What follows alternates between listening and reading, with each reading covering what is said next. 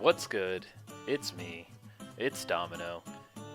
It's 12:30 in the morning, and I am doing a long overdue unit discussion because it's been a pretty hell month for me in terms of work or video games, Animal Crossing, Final Fantasy VII. But yeah, I'm trying to get back into a semi-regular schedule of at least something per week. At worst, something every 2 weeks. So I apologize if you guys thought I died or I got hacked or both. But no, here I am. I was just being tired or lazy or playing video games. So yeah, let's get right to it. So first up, we got Space Waldrone. He is a little bit different from his original counterpart.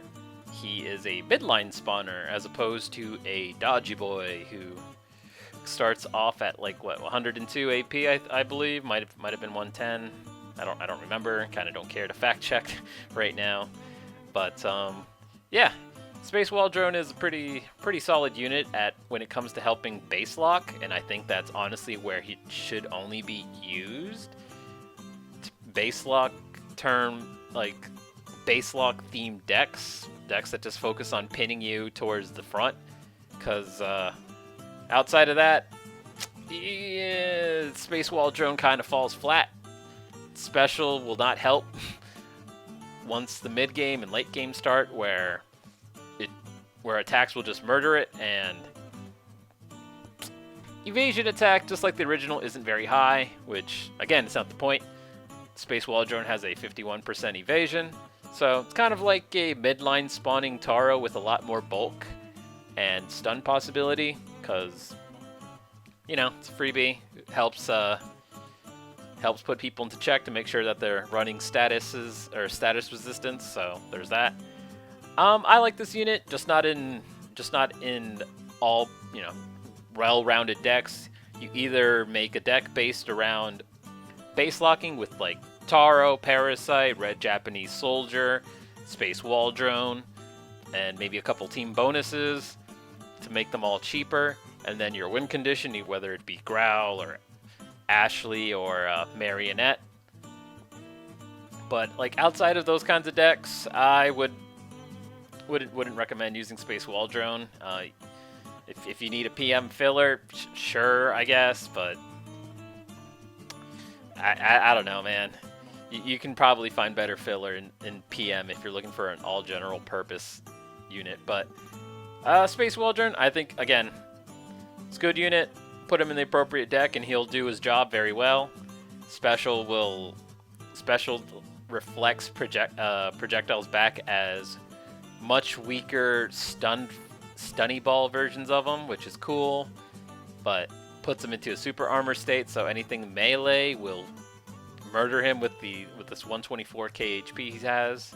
So it is what it is, but use him appropriately, he'll do you fine. Space Quadro Jumper. This boss sucks, unfortunately.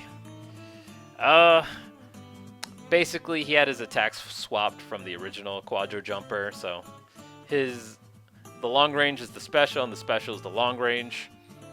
However, this version lacks evasion.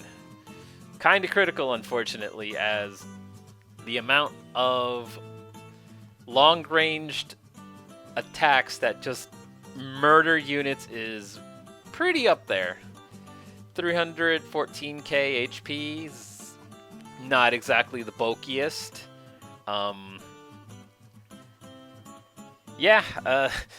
It's unfortunate because its attacks are cool. It's got stun and silence, the forbidden combo, but it comes at the cost of being relatively expensive, low HP, no evasion, and its only iframe is by using its special, which, let's see, goes pretty far, but it also does not pierce, so it stops at the first unit. So, that's unfortunate. It's a shame because you'll end up using the special to avoid attacks that would kill it, but then he'll just march into the death zone anyways, and it's like, well, what was the point of that? Mediocre boss, unfortunately. Could have, would have been cool if he had evasion, so at least something to keep him alive. But I mean, it is what it is, man. It was a rare boss event. The rare unit, the space wall drone, definitely much more usable than space quadro jumper.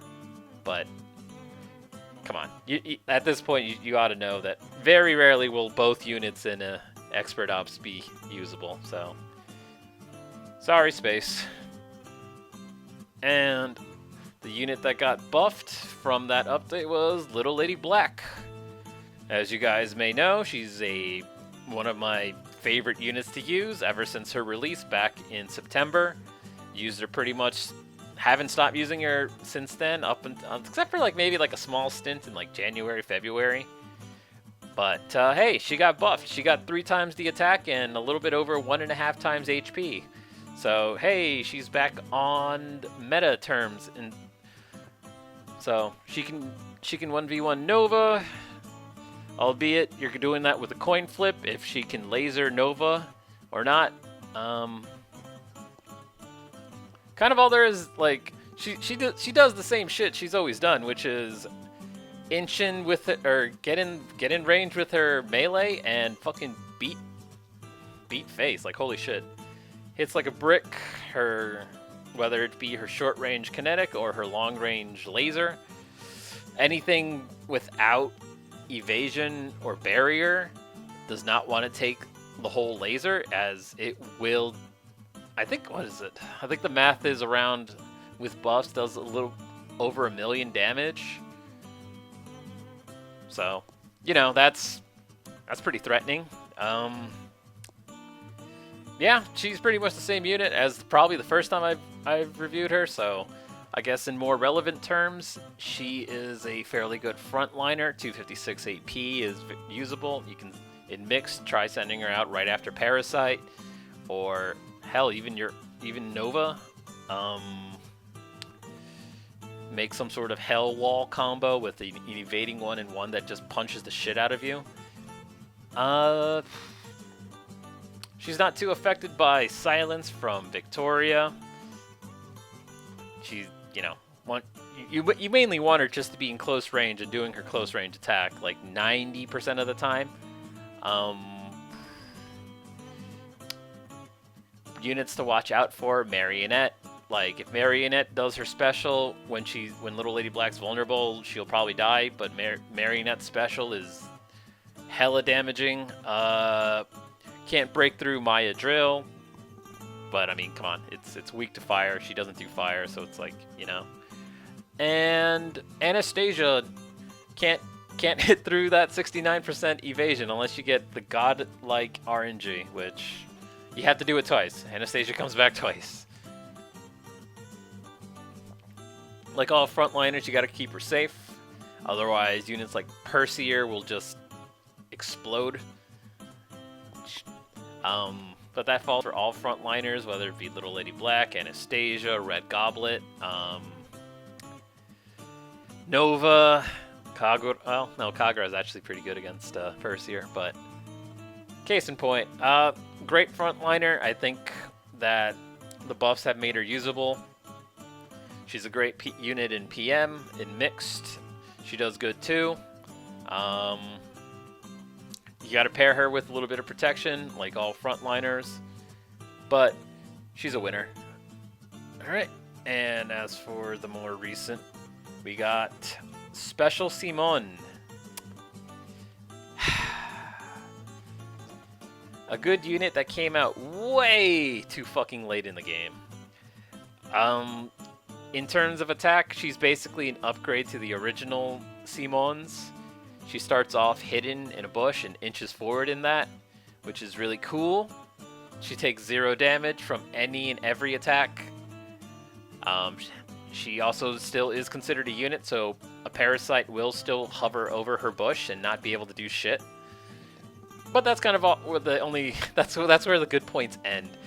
Her damage is really low. 1000 range is cool, but nowadays you are almost never going to be able to get that in time. She also still moves like a sloth. Yeah, like, she does great in stacks, but the game moves too fast to be able to stack more than one. Like, look at that production, 26, 55. Like, come on. And again, even building a stack brings the point of, like, why build a stack of special Simons to annoy units when you can send out, like, a Victoria and just burn the base, or send out Mira and burn the base. Spend out special, or not special, subjugation tactics, Loretta, and man, holy shit, most of these base pokers are fire, huh? But yeah, basically, special Simone can't win you the game. The best you can do is annoy in a stack, but it's like, do you really want to do that at where the game is right now? Like 234 AP to send a unit that will probably just annoy at best? You really shouldn't. Don't use her in mixed, especially don't use her in PM. You got better things to use, honestly. I mean, shit, she's not used in any of these ranks. Like I said, good unit, wrong time to come out in the game. She's filler. Alright. And we got Toa, Version Rebellion. I know some people aren't about her. I am about her. If you saw my previous Metal Arena video, you can tell she's kind of really important. She's a really important unit to my strat, as her incoming attack rushes to the front for 3.5 seconds. She is considered intangible, but still erases every projectile, including non-true projectiles like Digu and Mizuna's projectiles, so that's really cool. And her DPS is really fucking high with her special, as that is a lot. She does easily over 1 million with her special. She also has a 44.5% HP health regeneration, really good, especially given this health pool. I don't know, that's kind of it to her. She's very straightforward. You send her out, she rushes to the front, and then you just keep using her special to buy time for her HP regeneration and to put her in iframes. And do fucking crazy damage during that. She's also stun immune, which doesn't seem like much, but there are situations where she will become a hilarious staller. Like, again, if you saw my previous Metal Arena video, she stalled for a very long time against that alien guy, a lot, mainly due to the Parasite and Real Golden Hunter Walker and Brain Robot just constantly feeding her stun. So she helps with that. Yeah, if the best I can say is you probably want her plat. 336 AP to send this thing out is really good. Unfortunately, 400 AP is not, so that's probably part of the decisiveness there, since it is a commitment. You also probably want to, if it isn't obvious enough, you build your deck more towards rush or reversal base pin, or base pin in general. Since once she's there at the front, it's very hard to shake her off unless you nuke her via Perseer or Omnis, I guess. Or Shizuka. Well, Shizuka maybe not so much, since Toa can typically get a special out during that time, and Shizuka's special takes quite a while for it to actually get to the super damaging part. But yeah, just like I keep saying before, with all frontliners, you gotta protect them a little bit. Toa will get dunked on by Perseer if you don't do shit about it. But yeah, I think she's a great unit. You just want to, you gotta live to the rush, man. She rushes in with the drill, so you gotta focus on that. If you do a general deck, she could probably be fine. Probably still want to send out Nova first though, since Nova's cheaper.